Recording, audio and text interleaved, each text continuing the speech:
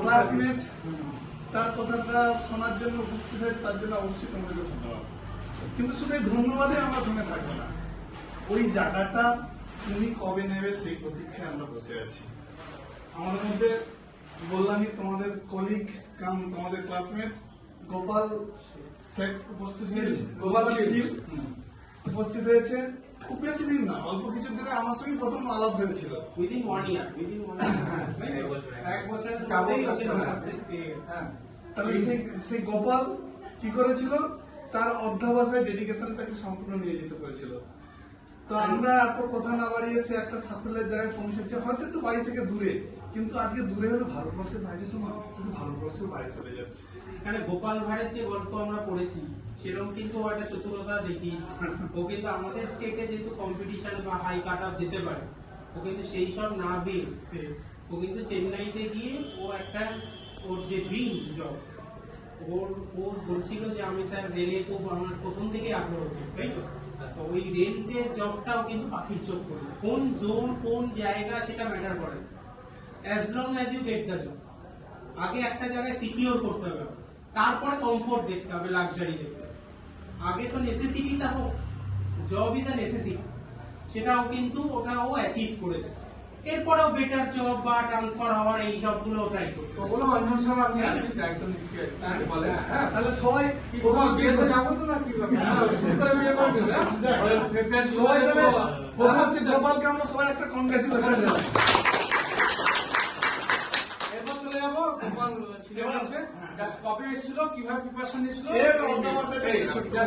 তিন মিনিটের মতো বলে দেবে। হ্যাঁ বলো, ওইদিকে বলো, সবাই স্টুডেন্ট আছে। হ্যাঁ 2024 আছে।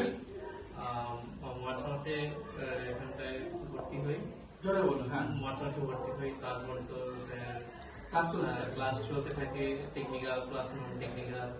আমাদের মেশিন গুলো, তারপর শান্ত স্যার আছেন, জেনেন স্যার আছেন, হ্যাঁ, আর নন টেকনিক্যাল তো এমআর স্যার আছেন, স্যার আছেন, আধুনিক স্যার লেখা পাইনি। তো এদের কাছ থেকে যথেষ্ট গাইড পেয়েছি, আর সৎ পরামর্শ দিতেন সবসময়। আর নিজেও পড়াশোনা করতাম টুকটাক। তো সাথে করে আমি আর কি চেন্নাইতে টেকনিশিয়ান পোস্টে চাকরি করছি। ডিপ্লোমা আছে।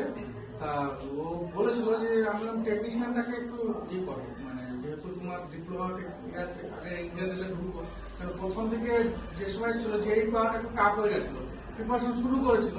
তা আমি ওকে বলিনি, আমি জানি যে ওর একটা টেকনিশিয়ান চাকরি ঘরবান্ধা আছে। আমি আজকে বলছিলাম বললেন অ্যাডমিশন নাও, টেকনিশিয়ানের চাকরি একটু ঘরবান্ধা একটা হয়ে আছে।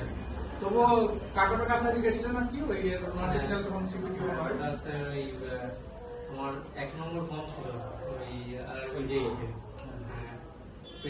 হয়নি। তো তারপরে তো আবার ফিল আপ করেছি। যাক, আমার চেষ্টা জার্নির পারপাসটা এমনি আমি নিয়মিত এখানে ক্লাস করতাম। আমাদের সরবেন্দ্র আছে, তারপর রাহিবল আছে, তো ওদের সাথে তো সবাই সুজয় আছে।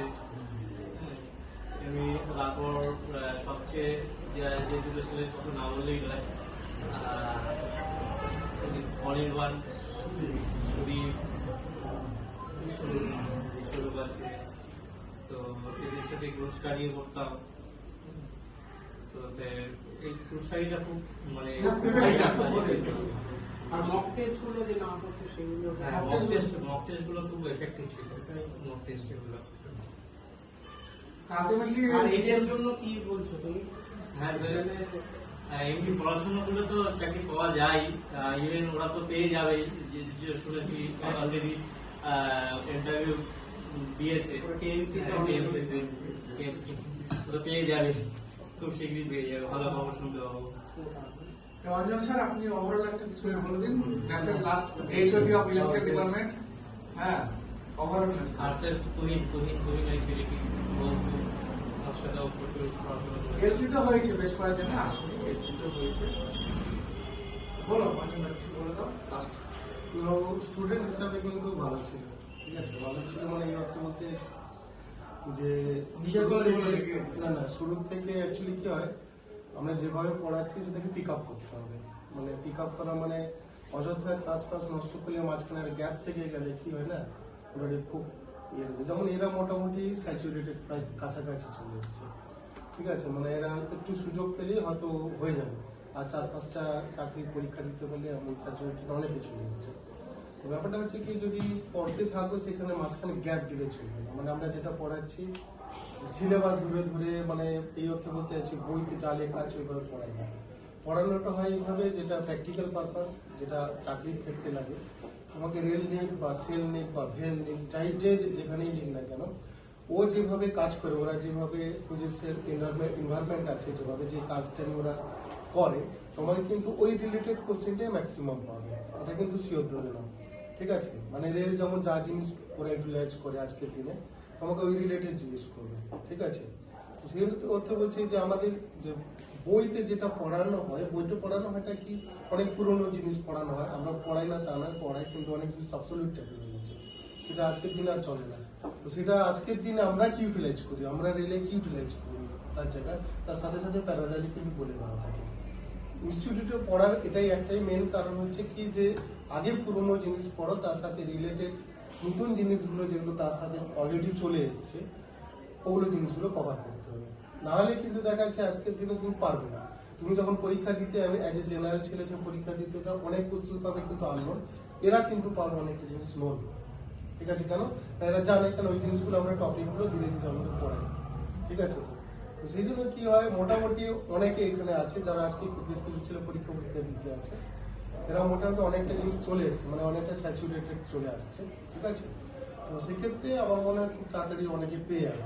হ্যাঁ, তো সেগুলো বলছি তোমরা ক্লাসটা মিস করো না। গ্যাপ দেওয়া মানে কিন্তু অনেকটা গ্যাপ দেওয়া, ঠিক আছে। গ্যাপ দেওয়া মানে জেনারেলি আমরা কভার করি না, কারণ পেছনের দিকে কভার করতে গেলে একটা ক্লাস নষ্ট। বিশেষ করে যারা পুরনো আছে, ঠিক আছে, তাদের কাছে একটা বদারিং একঘেয়েমি টাইপের লাগবে, কারণ ওই ক্লাস নষ্ট মানে আমাকে ব্যাক আপ করে চলে আসে। আর একটা জিনিস গ্যাপ থাকা মানে, যে জিনিসে গ্যাপ থাকা মানে, তাকে যদি আমি সামনের দিকে পড়াতে চাই, তুমি পেছনের দিকে পড়ে আছো, তুমি কিন্তু এটা বুঝতে পারছো না। ওই যে একবার গ্যাপ থেকে গেলে পরবর্তী ক্লাস শেষ হওয়া অব্দি, টপিক শেষ হওয়ার মধ্যে তুমি কিন্তু পুরোটা ব্ল্যাঙ্ক থেকে যাবে, পুরোটাই ব্ল্যাঙ্ক থেকে যাবে, কিছুই করতে পারবে না, ঠিক আছে। ওই জিনিসটা করো না, ক্লাসটাকে ট্রাই করো, ঠিক আছে, অ্যাডমিট করার সময়। আর সবচেয়ে বড় কথা, যে প্র্যাকটিস আছে, বইটা পড়ো, প্লাস আমরা যেটা পড়াচ্ছি ফলো করো। এমন কিছু ব্যাপার নেই, ঠিক আছে। এমন কিছু যে সব চাকরি পাবো না বা পাই না বা নেই, এটা ভুল কথা, ঠিক আছে। চাকরি ঠিকই আছে, আর যারা পায় না তাদের কাছে নেগেটিভ কথাবার্তা শুনতে পাবে, যারা পায় তারা কিন্তু 10-12 টাকা সাথে পায়।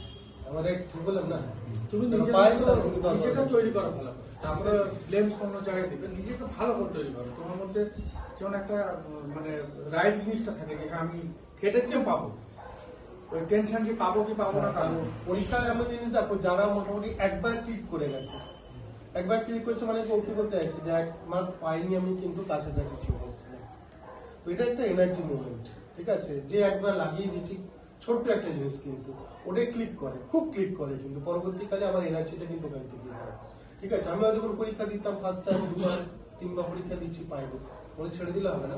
ফোর্থ টাইমে যখন তুমি একবার ক্লিক করবে, যে হয়তো ইনিশিয়ালি আমি একবার অ্যাটেম্প করেছিলাম, পেয়েছিলাম, কিন্তু ওখান থেকে এনার্জিটা পেয়ে যাবে, ঠিক আছে। ওটা করলে দেখবে মোটামুটি একটা রিদিম থাকলে কোনো প্রবলেম চলে আসবে, এমনি চলে আসবে, ঠিক আছে।